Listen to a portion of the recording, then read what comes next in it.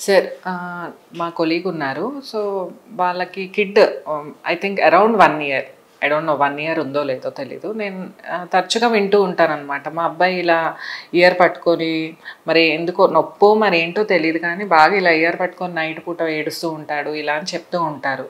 దీనికి మరి ఈఎన్టీకి ఏమైనా రిలేషన్ ఉందా? బర్త్ నుంచి 1 ఇయర్, 1.5 ఇయర్, 2 ఇయర్స్, కొందరు 1.5 ఇయర్ 2 ఇయర్స్కి చెప్పేస్తారు ఇయర్ పెయిన్ అని. కొందరు చెప్పలేరు, చిన్నపిల్లలు కదా. వాళ్ళు ఏంటి అని అంటే ఏదున్నా కానీ ఏడుస్తుంటారు. దాంట్లో మనము 2 థింగ్స్ గ్రహించాలి. వాళ్ళకి ఏం పెయిన్ ఉంది, ఎందుకు ఏడుస్తున్నారు వాళ్ళు చెప్పరు. సో కొందరైతే ఇండైరెక్ట్ గా హింట్ ఇస్తారు, ఏంటంటే మాటికి చెవు మీద ఇట్లా పెట్టడం, లేదు అంటే ఇట్లా పెట్టడం, అంటే వాళ్ళకి ఇయర్ పెయిన్ ఉన్నాడు. సో ఇంత చిన్న వయసులో ఇయర్ పెయిన్ రావడం మీరే అడగొచ్చు. యా, చాలా ఫ్రీక్వెంట్ యాక్చువల్లీ. ఎందుకనంటే మనకి ఏంటంటే నోస్ కి అండ్ ఇయర్ కి స్మాల్ కనెక్షన్ ఉంటుంది, దాన్ని స్టేషన్ ట్యూబ్ అంటాం. అదేంటంటే ఇంకోటి ఏంటంటే ventilating tube to the year అనమాట, అంటే వెంటిలేషన్ వెళ్తుంటుంది. నార్మల్గా ఏంటి అంటే చిన్న పిల్లలు feeding babies they depend on mostly milk. Exact position milk ఇవ్వలేదు. నార్మల్గా ఏంటంటే mother should be given the milk in this position. ఇలా ఇవ్వరు. ఎందుకు అనంటే వాళ్ళకి నోస్ అండ్ ఇయర్ ట్యూబ్ అనేది చాలా హారిజాంటల్గా ఉంటుంది. అంటే మనకి ఏంటంటే యాంగిల్లో ఉంటుంది, వాళ్ళకి చాలా హారిజాంటల్ ఉంటుంది. ఎప్పుడైతే మనం పడుకో పెట్టేసి ఇచ్చామనుకోండి, they will be sudden milk వెళ్ళేసి ఆ స్టేషన్ ట్యూబ్ దగ్గరికి వెళ్ళి అబ్స్ట్రక్ట్ చేసే ఛాన్సెస్ ఉంటాయి. అందుకే యాంగిల్ ఈజ్ ఇంపార్టెంట్. ఈ యాంగిల్ ఇంకోటి తరచుగా పీడియాట్రిషియన్స్ కూడా చెప్తారు, మిల్క్ ఇచ్చిన ప్రతిసారి బబ్ చేయాలి అని. ఎందుకు అని అంటే సో దట్ మిల్క్ రీగర్జికేట్ అవ్వకుండా, అయితే మళ్ళీ సేమ్ స్టేషన్ ట్యూబ్ బ్లాక్ అయ్యి పెయిన్ స్టార్ట్ అవుతుంది. So correct method of feeding and దీంతో పాటు ఇందాకే చెప్పాను, పిల్లలు చాలా ఇమ్యూనిటీ చాలా లో ఉంటుంది. వాళ్ళు కొంచెం డస్ట్ ఉన్నా ఈజీగా తుమ్ములు వచ్చేస్తూనే ఉంటాయి. So environment should be very very clean. అంటే వాళ్ళు పడుకునే బెడ్షీట్స్, బ్లాంకెట్స్, ఇప్పుడు ఈ మధ్య ఏంటంటే ఫ్యాన్సీ మొత్తము స్పాంజీ టైప్ ఆ టైప్ వాడుతున్నారు. అవన్నీ ఏమవుతుందంటే అవన్నీ డస్ట్ ఎక్కువ అక్లిమేట్ అయ్యి మనకు తెలియదు, ఎందుకంటే అది బేబీస్కి పెడతాం.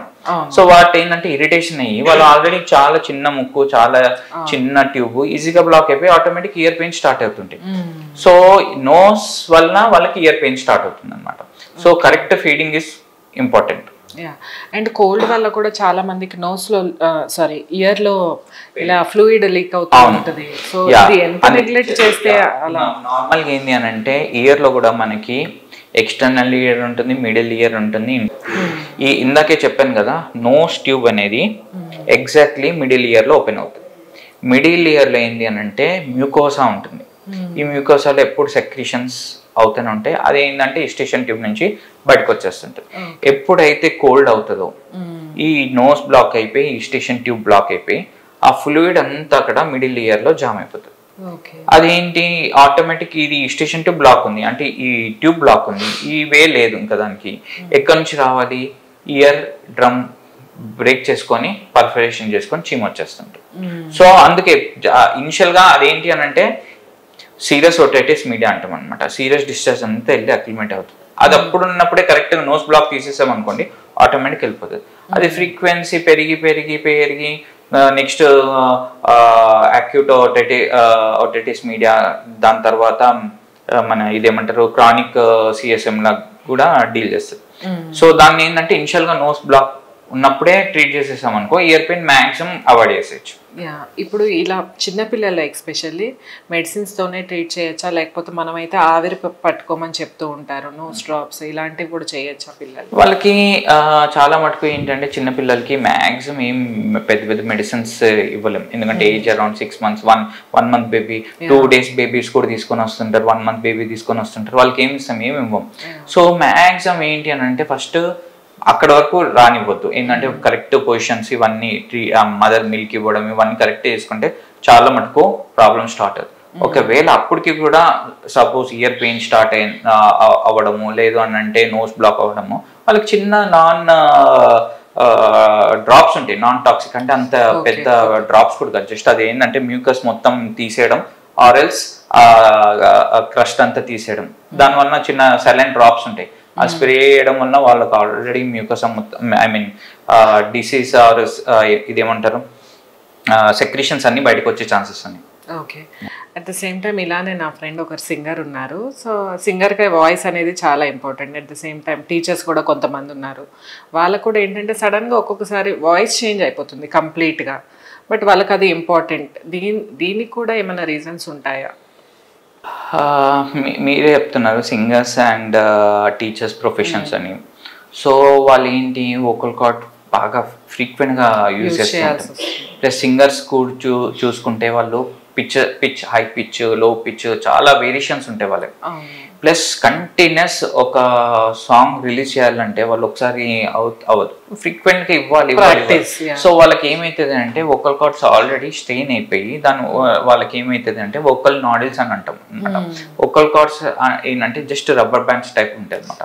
ఎక్కువ యూజ్ చేయడం వల్ల ఏమవుతుంది అంటే 2 వోకల్ కార్డ్స్ టచ్ అయ్యి చిన్న నాడిల్స్ మనకి ఇక్కడ చూసుకుంటే వోకల్ కార్డ్స్ అనమాట. ఇవి ఎప్పుడైతే ఈ వోకల్ కార్డ్స్ టూ ఫంక్షన్స్ ఉన్నాయి. ఒకటి ఏంటి అని అంటే బ్రీతింగ్ కోసం, ఇంకోటి ఏంటి అని అంటే వాయిస్ మాట్లాడడానికి. ఈ వోకల్ కార్డ్స్ అనేవి బ్యాండ్స్ అనేవి ఎప్పుడు ఇట్లా కదులుతుంటాయి.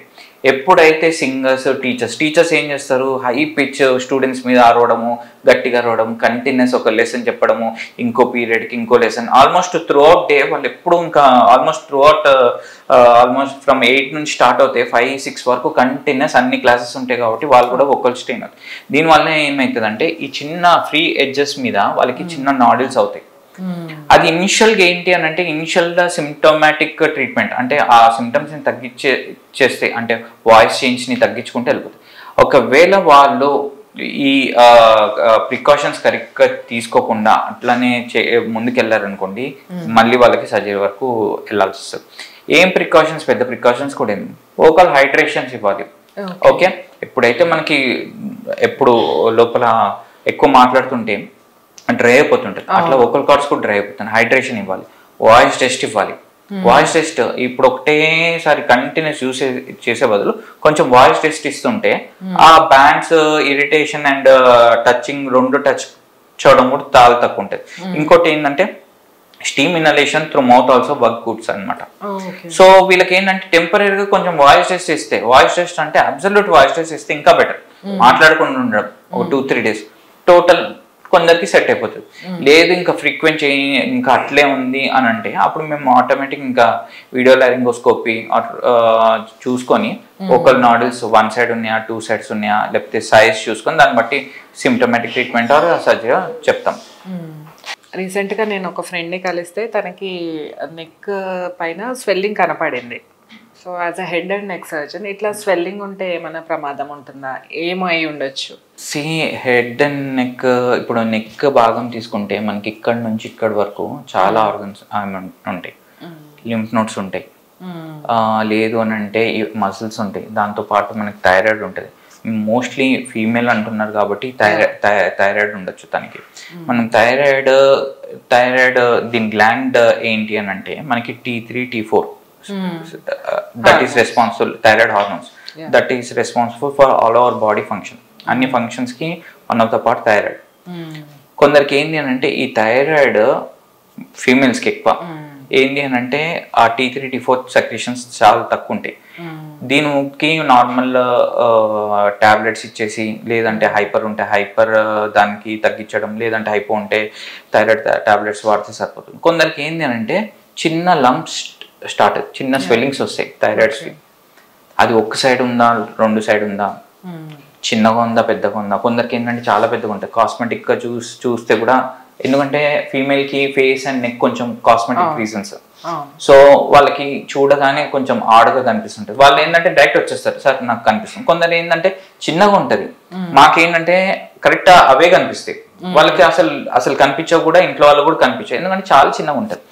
సో ఏదున్నా కానీ ఫస్ట్ అది ఎందుకు వచ్చింది, థైరాయిడ్ లోపల ఏమైనా గ్లాండ్ ఎందుకు ప్రాబ్లం ఉంది, ఎంతవరకు ఒక సైడ్ ఉందా 2 sides ఉందా. సో మనకి థైరాయిడే కాదు, థైరాయిడ్ వెనుక మళ్ళీ పారాథైరాయిడ్స్ కూడా ఉంటాయి, చిన్న గ్లాండ్స్, అది కాల్షియం రెగ్యులేషన్ కి చాలా ఇంపార్టెంట్. సో దీనిది ఏమైనా ప్రాబ్లం ఉందా, ఇవన్నీ మనము ఇన్వెస్టిగేషన్ చేసుకొని దాని తర్వాత సర్జరికల్ మేనేజ్మెంటా లేదు అంటే వదిలేయడమా.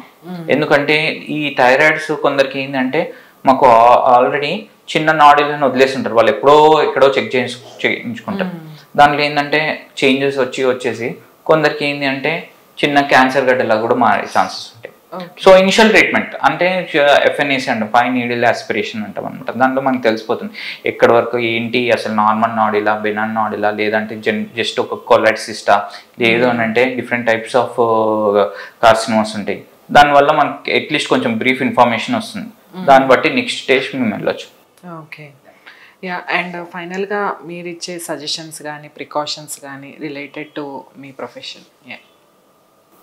సో ఇందాకే చెప్పాను, ఎప్పుడైనా కానీ prevention is better than cure అని. మనకి ఈ సీజన్స్లో నాకు చాలా మటుకు ఓపీడీ వచ్చే పేషెంట్స్లో కూడా 90% ఈ సైనస్ పేషెంట్సే ఉంటారు ఎక్కువ శాతం. ఎందుకంటే మీరే ఆలోచించండి, ప్రతి ఇంట్లో 1 or 2 మెంబర్స్కి ఈ సైనస్ ఇష్యూస్ ఉంటాయి. ఎప్పుడు కోల్డ్, కాఫ్, ఏ ఇంట్లోనే చూసుకోండి. సో వాళ్ళు ఏంటంటే ఇప్పుడు 90% వాళ్ళు ఏంటంటే సిమ్టమేటిక్ అప్పుడప్పుడు తీసుకొని వెళ్ళిపోతారు. కానీ బిఫోర్ ఆ ట్రీట్మెంట్ తీసుకునే ముందు ఎందుకు ఇంత ఫ్రీక్వెంట్గా వస్తుంది, ఇప్పుడు అంత 5 మెంబర్స్లో ఆ 1% or 2% సెకండ్ పర్సన్కి ఎందుకు వస్తుంది, మిగతా వాళ్ళకి ఎందుకు రావట్లేదు?